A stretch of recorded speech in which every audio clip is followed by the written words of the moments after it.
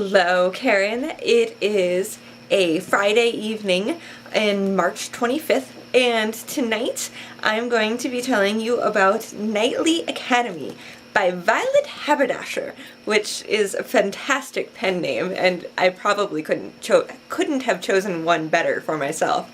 The story is about a fellow named Henry Grimm, who was a servant at an all-boys school. He had been orphaned, and in their time period, once you're orphaned, you're pretty much out of luck. And this school is called the Nightly Academy because they train you to be knights, only it's not knights as in the sense of going off and fighting wars, because wars have been outlawed and there's been this longsword treaty for 100 years. So now the knights are just peacekeepers, police officers, and healers and things like that.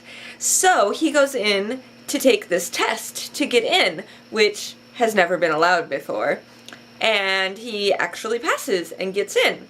So it's about him getting through with a couple of friends and dealing with all of the issues that go along with being a member of a lower class getting into a higher class establishment, and everything that goes along with it, with the people who are rooting for him and the people who are against him, and how smart he is and how well he's doing and all of those things. And he does a really good job in school, but there's a lot of things against him.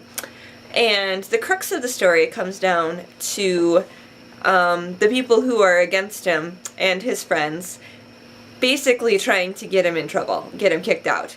And they have everything against them. There's no way for them to stand up for themselves because there just isn't.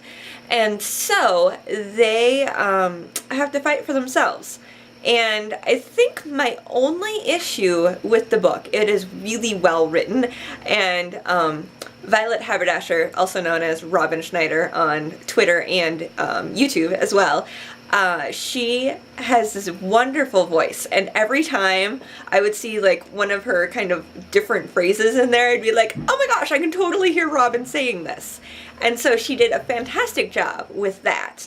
But towards the end, I felt it got a little rushed, and there was a few really like, oh, well, wasn't that convenient that that professor just happened to not be there or disappear or whatever. And a few things where I was like, seriously, if you were logically thinking of this, that wouldn't happen that way. But, okay, whatever.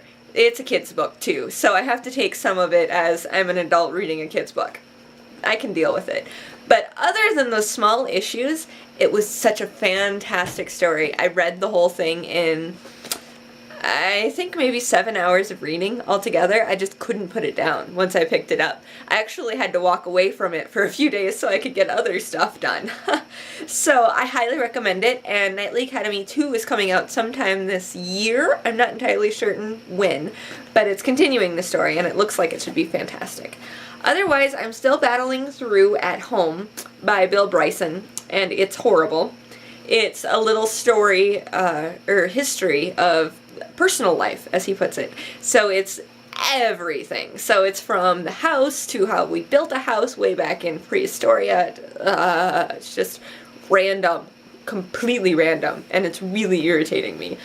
But other than that, I'm not really sure where I'm going to go next. I'm going to get through that beast for book club next week, and then I might pick up the Mortal Instrument books. Those look really interesting. Or I have a whole bunch on my bookshelf I haven't read yet. Maybe I'll get one of those. Otherwise, if you have any questions or comments, leave them below in the comments, and I hope you all have a wonderful weekend.